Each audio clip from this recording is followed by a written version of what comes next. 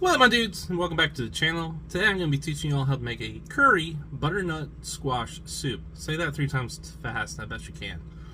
This is a delicious recipe, and spoilers, this is actually my first time making it, so hopefully it's good. I think it will be. Oh, and you can make this vegan, just use vegetable broth. But let's get started. First, we're going to start by preheating our oven to 400 degrees. Then we're going to grab ourselves one butternut squash, about 3 pounds. We're going to cut off that top of this butternut squash, like so. Discard that top, we don't need it. Then we're going to go ahead and chop this in half carefully, bashing it down if you really need to. And when you're done, it should be 2 halves, like so. Now show it off to the camera.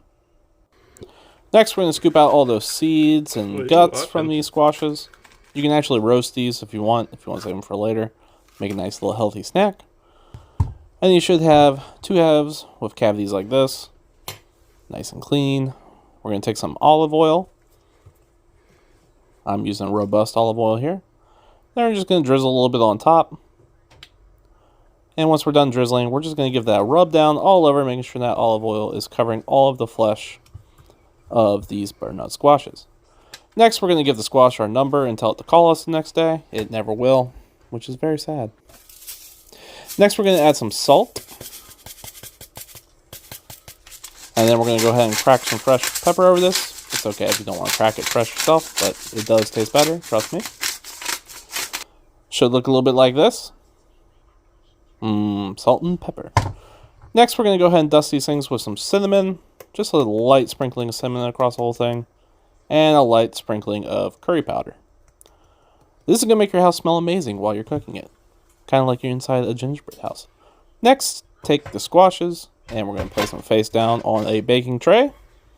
And then we're going to go ahead and crush 3 cloves of garlic and give them a nice rough chop. Nothing fancy here. We're going to end up putting this all in a blender eventually anyway. So, just something small like that. Next, we're going to go ahead and chop in half 2 shallots. So you can see 1, 2, 3, 4 because they're cut in half. And we're just going to go ahead and give those a rough dice. Again, nothing fancy here. Eventually all this goes into the blender no matter what. Just a nice little dice like this. Remember, if you're a man, to go ahead and use this time to cry. If you're cutting any onions or shallots, this is the only time it's socially acceptable. And we move on. Next, we're going to go ahead and take some chilies. I'm using 3 Thai chilies for this. This is optional, and we're going to add them to our little batch of onions and garlic. And then we're going to go ahead and cut the nasty tips off some chives and give these a nice little dice. And we're going to put these in a salsa bowl to save for later as a garnish for our soup. Who doesn't love chives? Now we're going to go ahead and put the squash in the oven for 40 minutes. And we're going to go ahead and open up a can of coconut milk. Scoop your off about 4 scoops, tablespoons maybe, of the coconut milk into another salsa bowl and save for later.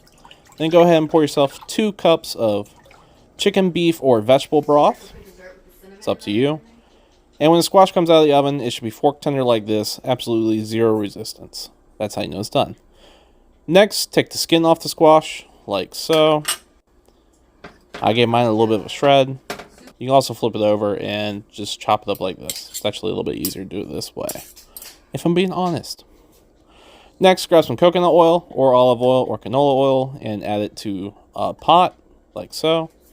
I'm using coconut because it kind of fits the theme here. Go ahead and add your shallots and garlic to the pot and give them a nice light saute. They want to get kind of translucent, not caramelized yet. Just want to be able to see through them, kind of like so.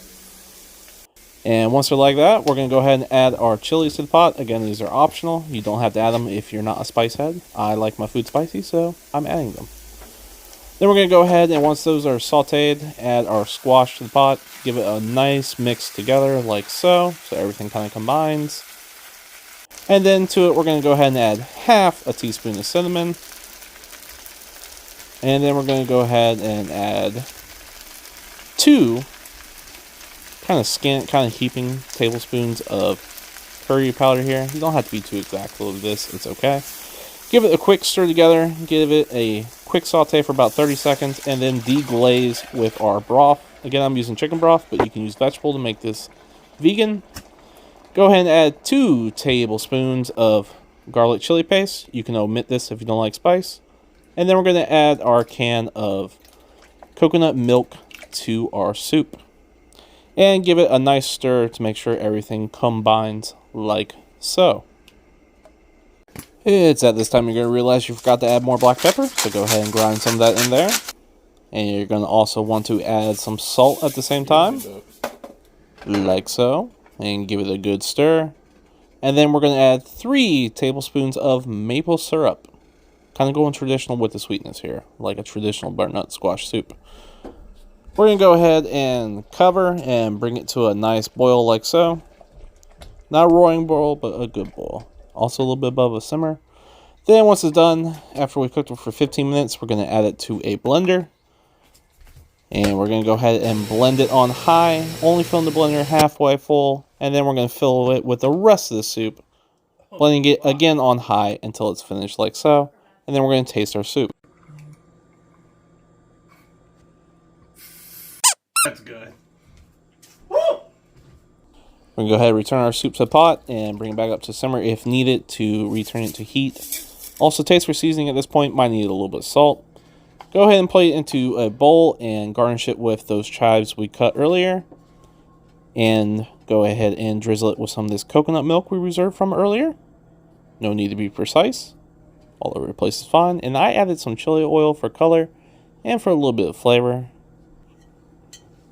And there you have it. You are done. Let's go to the wifey test. Hey, wifey test. Wifey test. Here we go. There you go. First impressions. Beautiful presentation. It almost has like a marbling on the top here. I don't know if you guys can see it, with a little bit of coconut milk and the chili oil. Sorry, and then the chives really, really bring out the different. You can just eat the taste now. Okay. You don't have to keep describing it. Go ahead, have some flavor. Oh, that's good. Good? Mm-hmm. Very velvety.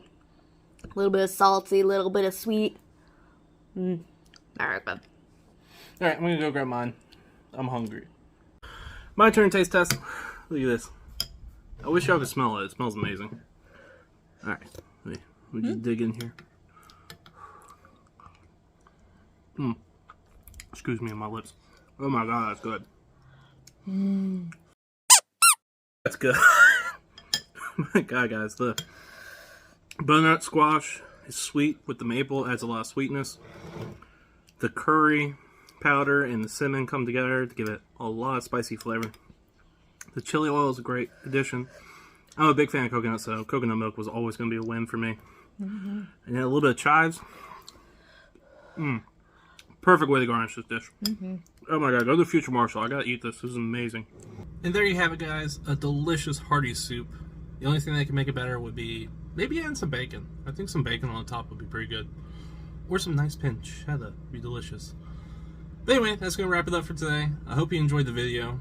I hope you go home and make it. If you could like, comment, and subscribe. Tell me what you want me to make next. It really does help out the channel. And as always, toodles.